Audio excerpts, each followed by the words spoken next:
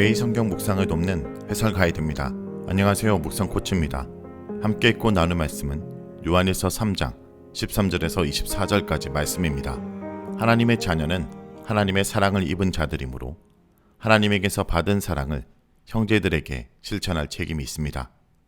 이렇게 형제 사랑을 실천하는 자들은 성령 안에서 하나님과 참 사귐을 갖기 때문에 하나님께서 그들의 기도를 들으십니다.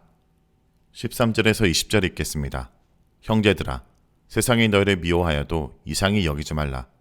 우리는 형제를 사랑함으로 사망에서 옮겨 생명으로 들어간 줄을 알거니와 사랑하지 아니하는 자는 사망에 머물러 있느니라. 그 형제를 미워하는 자마다 살인하는 자니 살인하는 자마다 영생이 그 속에 거하지 아니하는 것을 너희가 아는 바라. 그가 우리를 위하여 목숨을 버리셨으니 우리가 이로써 사랑을 알고 우리도 형제들을 위하여 목숨을 버리는 것이 마땅하니라. 누가 이 세상의 재물을 가지고 형제의 궁핍함을 보고도 도와줄 마음을 닫으면 하나님의 사랑이 어찌 그 속에 거하겠느냐. 자녀들아, 우리가 말과 혀로만 사랑하지 말고 행함과 진실함으로 하자. 이로써 우리가 진리에 속한 줄을 알고 또 우리 마음을 주 앞에서 굳세게 하리니 이는 우리 마음이 혹 우리를 책망한 일이 있어도 하나님은 우리 마음보다 크시고 모든 것을 아시기 때문이라. 13절에서 15절은 영생과 형제 사랑의 삶을 말합니다. 수신자들이 향한 호칭이 형제들아로 되어 있습니다. 요한일서에서 유일한 표현이지만 앞서 나오는 하나님의 자녀라는 표현과 함께 요한의 공동체가 하나님의 가족됨을 보여줍니다. 하나님의 자녀들은 세상으로부터 미움을 받을 수 있습니다. 이는 예수님의 가르침을 생각나게 합니다. 미움은 세상의 영역입니다. 미움은 세상 사람들이 그리스도의 공동체를 향해 보이는 태도이며 공동체 안에서 형제 자매를 향해 갖는 태도가 아니라는 뜻입니다. 또한 여기서 저자는 하나님 자녀됨의 특징은 세상으로부터 미움을 받는 것이라 말합니다. 다시 말하면 세상의 특징이 미워하는 것이고 하나님 자녀의 특징은 세상으로부터 미움을 받는 것이기 때문에 세상이 미워한다 해서 신자는 놀랄 필요가 없습니다. 또한 하나님의 자녀는 영생을 소유한 자들이며 사망에서 생명으로 옮겨진 자들입니다. 이러한 사실은 하나님의 자녀들이 서로 형제를 사랑할 때 증명됩니다. 이는 이 단락에서 말하는 하나님 자녀의 두 번째 특징입니다. 앞서 하나님의 자녀는 세상으로부터 미움을 당한다고 했는데 이 구절에서 이제 하나님의 자녀는 형제를 사랑하는 것으로 증명됩니다. 세상의 영역에는 미움이 있고 하나님의 가족으로서 그리스도 공동체의 영역에는 사랑이 있습니다.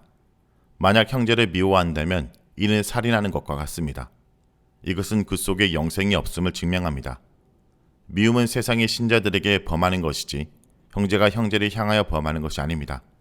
미움과 살인의 관계는 12절에서 그 예가 나옵니다. 가인이 아벨을 미워하여 살인하기에 이릅니다. 가인이 세상에 속하였음을 단적으로 보여줍니다. 미움과 살인에 대한 이 구절의 교훈은 또한 예수님의 말씀을 기억나게 합니다. 형제를 미워하는 자는 그리스도인일 수 없다라는 말입니다. 16절에서 20절은 행함으로 나타나는 형제 사랑의 삶을 말합니다. 예수 그리스도는 그의 목숨을 버림으로 우리에 대한 사랑을 보여주셨습니다. 예수님의 십자가를 통해 우리는 사랑을 알게 되고 사랑을 경험하게 되었습니다. 예수님의 십자가의 대속 죽음을 통해 우리는 죄 용서를 받고 하나님의 사랑을 알게 되었습니다. 이는 예수 그리스도의 사랑이 어떻게 나타나는지를 보여주는데 그의 사랑은 십자가 희생을 통해 구체적으로 나타났다는 말입니다. 말로만 이른 것이 아니라 구체적으로 자신의 희생함으로써 사랑을 보여주셨습니다. 이를 통해 우리는 그의 사랑을 깨닫고 경험하게 된 것입니다. 이는 또한 하나님의 자녀인 우리가 형제를 어떻게 사랑해야 하는지 그 모범을 보여줍니다. 그리스도의 희생적 사랑을 따라 우리는 형제를 구체적 삶을 통해 사랑하며 섬겨야 합니다. 저자는 형제를 위해 목숨을 버리는 사랑까지 이야기합니다. 세상의 영역에서 이루어지는 미움은 다른 사람을 죽이는 살인까지 의미합니다. 그러나 이와 대조적으로 그리스도의 공동체 안에서 이루어지는 사랑은 형제를 위해 자신을 죽이는 희생까지 의미합니다. 진정한 사랑은 나를 위해 형제를 죽이는 것이 아니라 형제를 위해 나를 죽이는 것입니다. 17절에서는 더 분명하게 우리의 사랑은 형제의 필요를 채워주는 구체적 행동에 있음을 말하고 있습니다. 하나님 사랑이 있는 곳에는 형제에 대한 필요를 채워주는 사랑이 일어나게 됩니다. 그러나 형제에 대한 긍휼의 마음을 닫고 그의 필요를 무시하는 것은 곧 하나님 사랑이 자신 안에 있지 않다는 것을 의미합니다. 그러면 우리가 형제를 사랑할 때 어떤 결과를 가져올까요? 첫째, 우리가 진리에 속한 줄 알게 됩니다. 둘째, 하나님 앞에 확신을 갖게 됩니다. 심지어 우리 마음이 우리를 책망할지라도 하나님이 모든 것을 아시기 때문에 우리는 하나님 앞에서 확신을 가지게 됩니다. 21절에서 24절 읽겠습니다. 사랑하는 자들아, 만일 우리 마음이 우리를 책망할 것이 없으면 하나님 앞에서 담대함을 얻고 무엇이든지 구하는 바를 그에게서 받나니 이는 우리가 그의 계명을 지키고 그 앞에서 기뻐하시는 것을 행함이라. 그의 계명은 이것이니 곧 그 아들 예수 그리스도의 이름을 믿고 그가 우리에게 주신 계명대로 서로 사랑할 것이니라. 그의 계명을 지키는 자는 주 안에 거하고 주는 그 안에서 거하시나니 우리에게 주신 성령으로 말미암아 그가 우리 안에서 거하시는 줄을 우리가 아느니라. 21절에서 22절은 기도와 계명을 지키는 삶을 말합니다. 우리가 형제를 사랑할 때 우리는 하나님 앞에서 담대함을 얻습니다.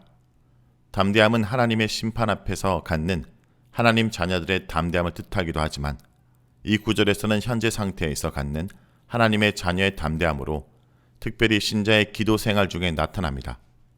이러한 하나님 관계에 있어서 담대함과 신자의 기도 생활과 관계는 요한복음에서도 등장합니다. 저자는 하나님 자녀들이 기도하는 바는 무엇이든지 받는다고 합니다. 헬라어 현재형을 써서 이러한 일들이 계속해서 일어날 수 있음을 암시합니다. 그런데 이러한 기도의 응답은 조건을 가집니다. 기도자가 계명을 지키고 하나님을 기쁘시게 하는 사람이 될 때 기도의 응답을 받을 수 있습니다. 그렇다면 여기서 계명은 무엇이고 하나님이 기뻐하신 것은 무엇일까요? 계명은 요한서신에 자주 등장하는 단어인데 형제간의 서로 사랑에 대한 명령을 가리킵니다. 하나님을 기쁘시게 하는 것은 먼저 예수께서 보여주신 모범입니다. 예수께서는 자신의 삶을 하나님이 기뻐하신다고 말씀하셨는데 그의 문맥은 그의 아버지의 말씀을 드러내는 계시의 사역과 십자가 죽음을 가리킵니다. 요한일서 저자는 예수님처럼 하나님 자녀들이 자신을 부인하고 하나님을 드러내며 형제를 사랑하는 자기 희생의 삶을 살 때 하나님을 기쁘시게 한다 암시합니다. 이러한 계명 순종과 하나님의 기쁨이 되는 삶을 바탕으로 하나님의 자녀가 기도할 때 하나님의 응답을 받는다 말합니다. 23절에서 24절은 형제의 사랑과 계명을 지키는 삶을 말합니다. 앞구절에서 언급된 계명을 지키는 것에 대해 설명하고 있습니다. 계명은 두 가지인데 그의 아들 예수 그리스도의 이름을 믿는 것이고 또 서로 사랑하는 것입니다. 하나님의 아들 예수 그리스도라는 세 가지 이름이 등장합니다. 예수님은 하나님의 아들이신데 그의 신성을 드러냅니다. 예수님은 그의 이름의 구원자라는 뜻이 있고 그리스도는 기름 부음 받은 자로서 그의 왕권을 상징합니다. 이러한 하나님의 아들 예수 그리스도를 믿는 것이 하나님의 계명입니다. 이 믿음은 과거의 단회적 사건을 뜻하는 부정과거형인데 예수님에 대한 제일 처음의 확실한 믿음을 뜻합니다. 두 번째로 앞서 계속 살펴본 대로 형제와 서로 사랑하는 것이 하나님의 계명이 됩니다. 이 사랑하는 것은 계속적인 행동을 암시하는 현재형 동사입니다. 제일 처음에 예수님에 대한 획기적 믿음으로부터 그리스도인들의 삶이 시작된다면 그 이후에 지속적인 형제 사랑을 통해 믿음의 삶을 살게 된다는 뜻입니다. 그러나 이 두 가지 계명, 즉 믿음과 사랑은 사실 하나입니다. 서로 연결되어 있고 서로는 다른 하나 없이 존재할 수 없기 때문입니다. 다시 말하면 형제 사랑 없이 예수님의 이름을 믿을 수 없고 예수님에 대한 믿음 없이 형제를 사랑할 수 없기 때문입니다. 이 계명을 지키는 자는 주 안에서 거하고 주는 그 안에 거합니다. 이는 하나님의 자녀들이 하나님 아버지와 갖는 영원하면서도 친밀한 상호 거주를 나타냅니다. 이것을 우리는 성령을 통해 알게 됩니다. 그리고 예수 그리스도 안에서 가지는 하나님 아버지와 하나님의 자녀들의 상호 거주는 이제 형제 사랑으로 나아갑니다. 형제 사랑을 통해 하나님과 신자의 상호 거주가 증명되는 것입니다. 자, 여기까지가 요한일서 3장 13절에서 24절까지 말씀입니다.